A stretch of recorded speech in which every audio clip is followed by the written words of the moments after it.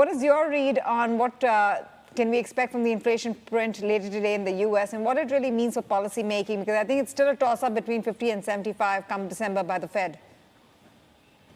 I think the Fed has been pretty clear that they're going to keep on raising rates for a period of time. We don't anticipate that ending anytime soon.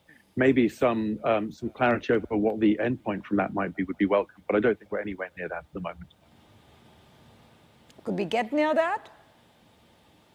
Well, I don't think we will today. The key issue around much of the world is that inflation still remains a persistent issue. I think that's what's so interesting, tying back to your previous comments about China, is of course China is one of the major economies in the world where inflation doesn't seem to be an issue, and where we've got a central bank which is actually easing monetary policy. And I think it's a really good reminder of the benefits of diversification, and for all of the challenges that we're seeing in China and in this part of the world is that actually they have something quite interesting to portfolios.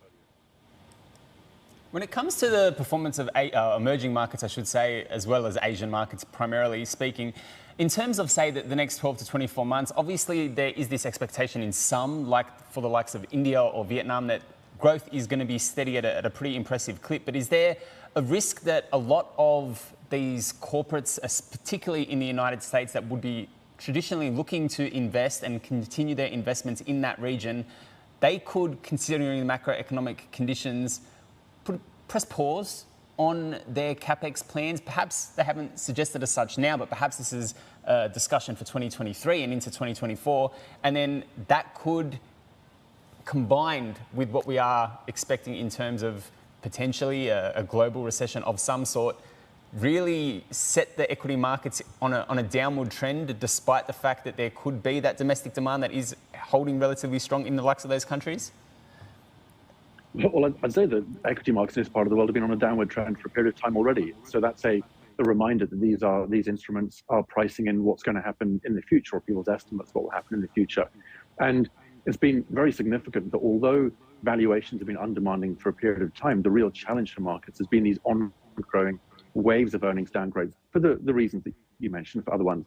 And I think what's significant now is that actually consensus estimates over the next year offer a decline in earnings, which normally acts as some sort of a precursor for a market bottom. So quite a lot of that's in the price already.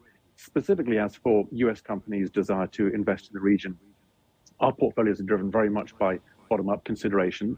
They're driven by the sorts of companies where we think they can succeed irrespective of some of those bigger macro forces. And we do have a strong preference for domestic stories through much of this part of the world. And again, tying this back to China, of course, China could well see a period of economic growth post the relaxation of COVID policies, whenever that comes. It is an economy which is acting counter-cyclically to much of the rest of the world. And there are still very, very strong underlying growth drivers there, which we see. And so I think that we can still find pockets of opportunity irrespective of the conditions that you just mentioned.